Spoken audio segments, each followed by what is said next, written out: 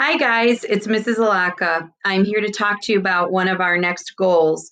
It's vocabulary. And I want to talk to you about how people really acquire new vocabulary words. And it's not through tests like in third grade, where you learned how to spell 10 words and you learn their meanings and you memorize stuff. And then you might not have ever used the word again.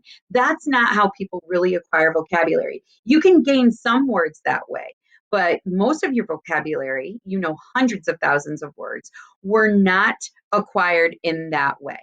So I'm going to tell you two little stories that help you with how people really acquire vocabulary. So the first story is about my son Ethan. He's 3 years old, and we're in the car and we're driving on 66. And I had just been to like CVS and I had purchased, among other things, a pack of gum. Ethan was not allowed to chew gum.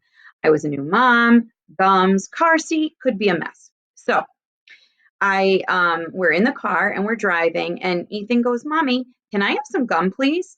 And I said, because I didn't want to cause a battle. I said, I will think about it. I will consider it. And he goes, "Consider? What does consider mean?" And I said, "Oh, Ethan, consider. It means like to think, to ponder, to roll it around in your head for a little while." And he goes, "Oh."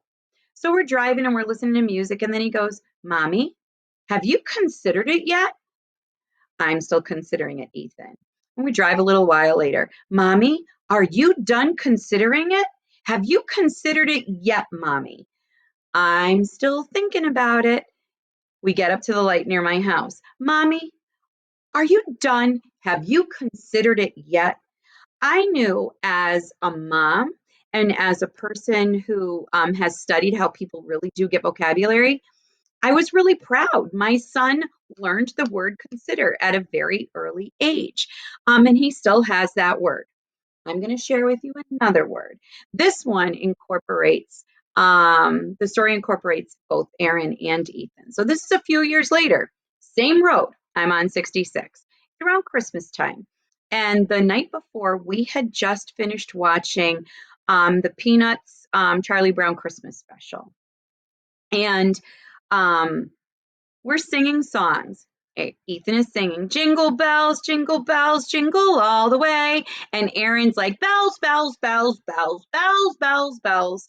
And then Ethan stops all of a sudden and gets silent. And he goes, "Mommy, what does slug mean?" Slug. Well, in the Christmas special, Lucy says to, I believe it's Snoopy, she goes, "I ought to slug you."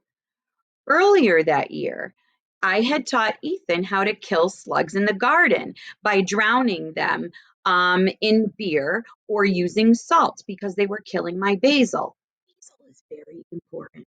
So I said, "Oh, Ethan, a slug isn't always a bug. A slug also means like to hit or to punch." And he goes, "Oh, okay." So then we start singing again. Jingle bells, jingle all the way. Aaron's like, "Bells, bells, bells, bells, bells, bells, bells." And Ethan goes to Aaron, "You're singing it wrong." "No, I'm not." "You're singing it wrong." "No, I'm not." And I go, "Okay," like every good mother would. I said, "Let's stop. We are not singing Jingle Bells anymore. Let's try a different song. How about Rudolph?" Ethan goes, "Rudolph the red-nosed reindeer." And I'm singing with him. And Aaron goes, "Bells, bells, bells, bells, bells, bells."